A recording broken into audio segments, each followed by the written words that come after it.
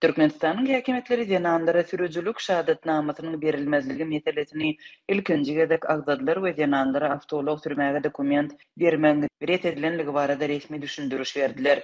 Birleşen Milletler Guramasynyň Jenewada geçirilen universal döwürlen tiýiniň 44-nji mezgilinde Türkmenistanyň Içeri işler ministrliginiň wekili Weliýew bu mesele barada hasabat berdi. Ýygnakda çykyş eden türkmen resmiýeti ýurtda hiç hili ygtyýarnamasyz maşyn sürýän köp sanly ýalyň tapylandygyny hukuksyzlygy üçin etmek üçin derine başlanyp şol döwürde ýallaryň ulag sürmek ukybynyň wagtlyň toktudylandygyny aýtdy. As part of these measures, for a certain period of time, traffic police stop and carefully check female drivers. Bu çarelerin çägini yol polisiýasy belli wagt aralygyny zenanlar saklap, olarda sürüjülük şahadatnamasynyň we sürüjüde bolmaly beýleki serişdeleriň bardygyny ýa-da ýokdugyny serhesaplyk bilen barlady. Bu olaryň jynsyna garamazdan amal edildi.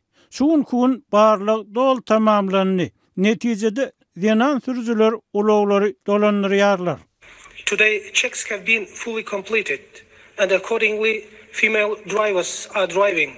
Diýip İçeri işler ministrliginiň wekili 6-njy noýabrda Birleşen Milletler Guramasynyň Jenewadaky ýygnagynda aýtdy. Türkmen resmiýeti barlygyň tamamlanandygyny we aýallaryň awtolog sürüp biljekdigini aýtdy.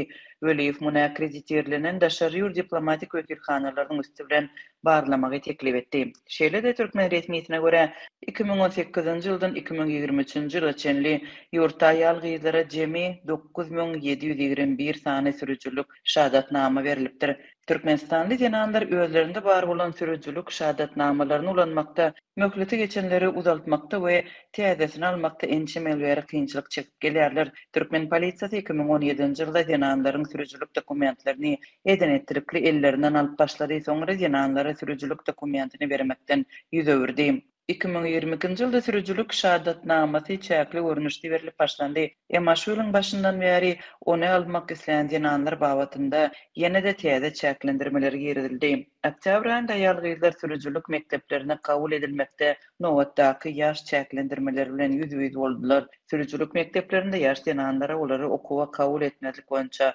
özlerini transport we içeri işler idaralaryndan tapşyrygyň gelip gowuşandygy aýdyldy. Täze talaba görä sürüjülük şahadatnamasyny almak üçin aýalyň ýaşy 41 bolmaly. Şu ýylyň başyndan beri 40 ýaşyny doldurmadyk aýal gyzlar sürüjülük şahadatnamasyny alyp bilmeýärdi. Şeýle-de zenanlardan nikah hakyndaky şahadatnama we iş ýerinden häsiýetnama talap edilýär. Jenewadaky ýygnakda Türkmenistanda zenanlaryň hukuklary we gender deňligi meselesini Türkmen delegasiýasynyň beýleki agzalary hem agzadlar olar ýurtda aýallar meselesine üns berilýänligini umumy sözler bilen belläp, hususan da bilim ugrunda gender deňliginiň berjaý edilendigini we halkara tejribeleriniň ulandylandygyny, geçirilen ilat ýazywynyň netijesine görä ilatyň ýasynyň zenanlardygyny aýdyp geçdiler. Emma Türkmen resmiýetleriniň halkara jemgyýetçiligine beren bu hasawatynda ýurtda aýallaryň daş keşfine, geyimine we özüne alyp barşyna edilen bir gözegçilik we öňgörüli edilmedik basyşlar agdarmady. 2022-nji ýylyň aprel aýynda zenanlara göz gaşyny, saçyny, dyrnaklaryny renklemek, botoks we beýleki gözellik amallary etmek gadagan edildi. Zenanlardan işden kowulmak haýbaty bilen özüne serenjan bermekden ýüz öwürýändikleri barada dilhat talap edildi. İşini itirenler hem boldy. Köçelerde ýaglyksız ýa-da adamsy bilen illeşip baran zenanlar polisiýa tarapyndan saklandy. Birleşen Milletler Guramasynyň Adam hukuklarynyň Geňeşiniň 44-nji sessiýasynyň 6-njy noýabrda geçirilen maslahatynda türkmen resmiýetleri ýurdun soňky 4-5 ýylda adam hukuklary boýunça halkara borçlaryny ýerine ýetirişi barada hasabat berdiler. Emma olar ýurdun Birleşen Milletler Guramasynyň talaplaryny ýerine ýetirmek boýunça diňe üstünlük gazanandygyny öňe sürdiler.